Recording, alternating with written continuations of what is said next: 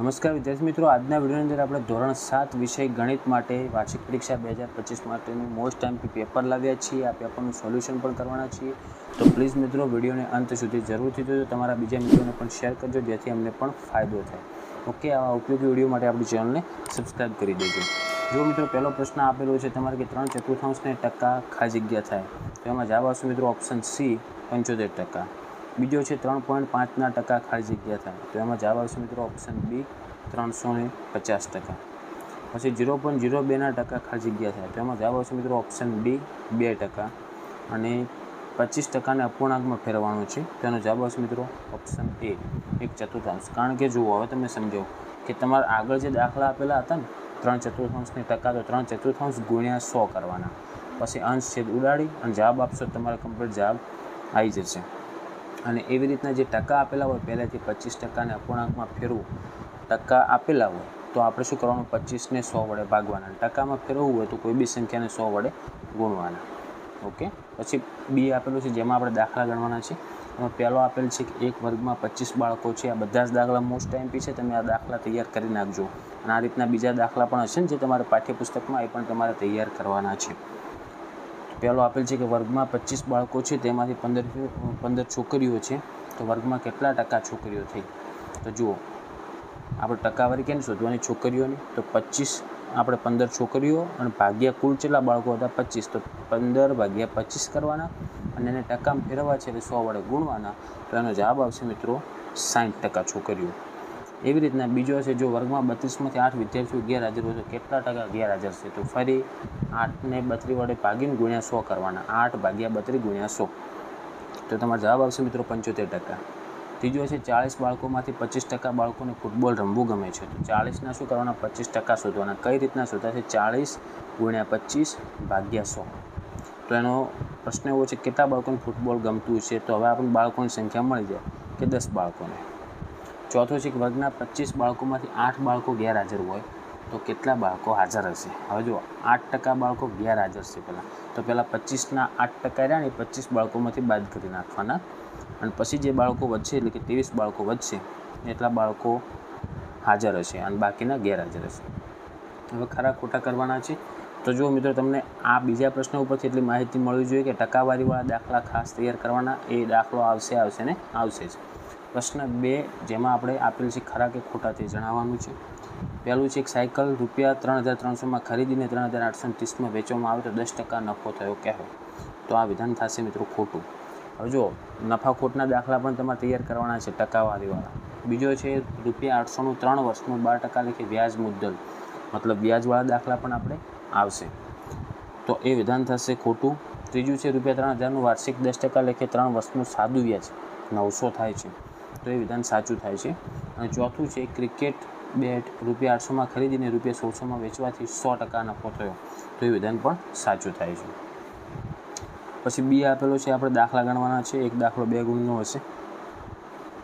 પહેલો છે ખુરશી ₹1440માં વેચવાથી દુકાનદારને 10% ખોટ જાય છે, તો તે ખુરશી દુકાનદારે કેટલા રૂપિયામાં ખરીદી છે? તો એની ખરીદ કિંમત શોધવાવાળા દાખલા, વેચાણ કિંમત શોધવાવાળા, નફા અને ખોટવાળા દાખલા, આ બધા જ દાખલા તમારે પ્રકરણમાં આવે છે. આખું પ્રકરણ તૈયાર કરવાનું, ફાયદો થશે. ઓકે, તો એમાં જવાબ આવશે મિત્રો પહેલામાં ₹1600. બીજું છે રામુએ એક ટીવી ₹10,000માં ખરીદીને 20% નફો મેળવીને વેચી દીધું, તો રામુએ ટીવી કેટલા રૂપિયામાં વેચ્યું?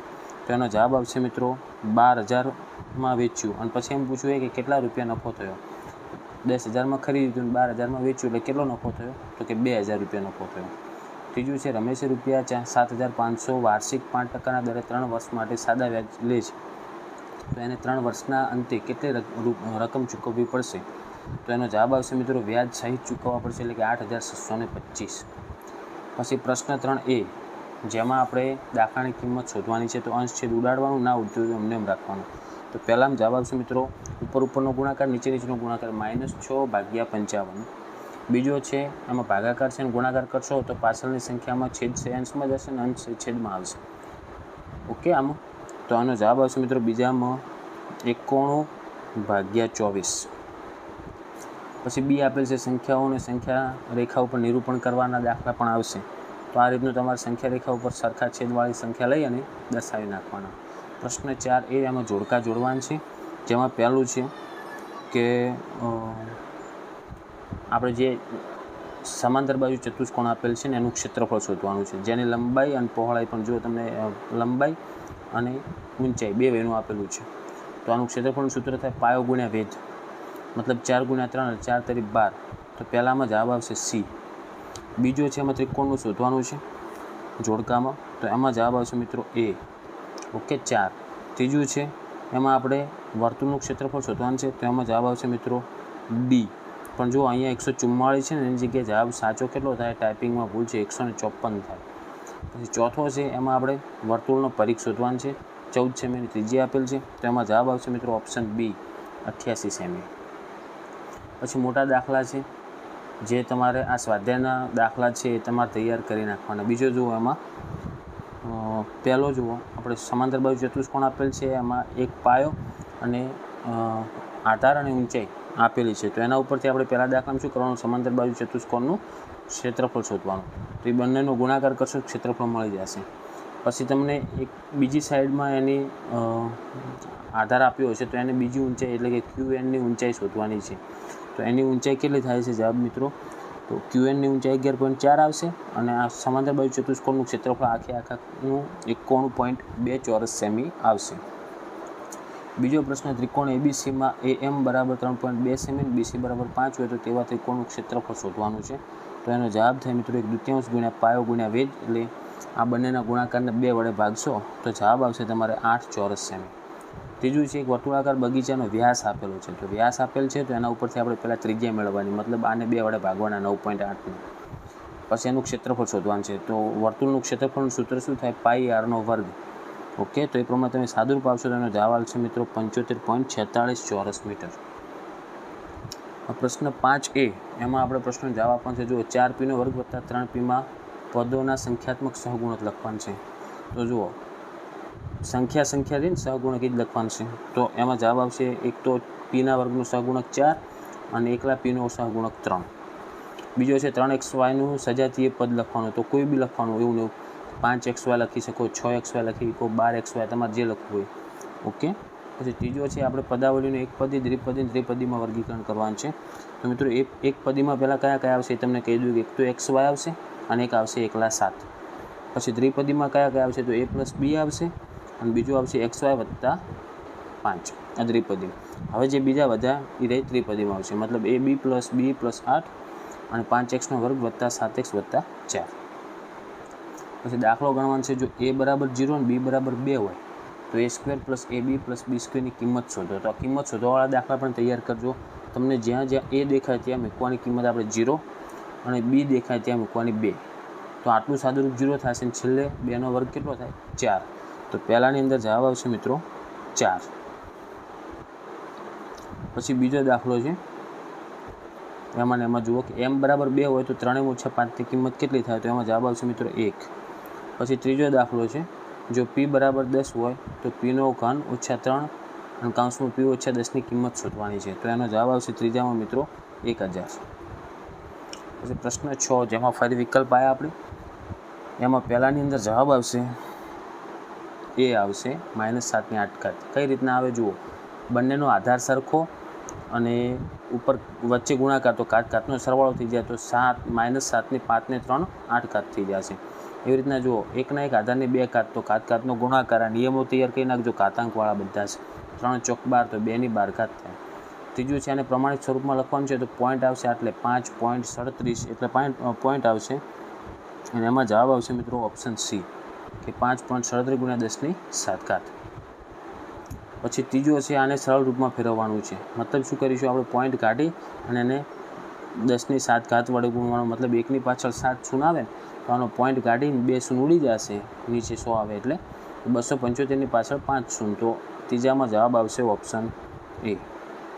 એ ત્રીજો પ્રશ્ન નથી, ચોથો છે પણ ચોથાની અંદર એ જવાબ આવશે. ઓકે. પછી બી આપેલો છે નીચેના દાખલા ગણો. તો આનું તમે સાદુરૂપ આપશો, પહેલાં દાખલાનું તમે જાતે આપજો, હું તમને એનો જવાબ કહી દઉં છું, ગણતરી કરજો કારણ કે મોસ્ટ MP કહેવાય. પહેલાંમાં જવાબ આવશે મિત્રો 98.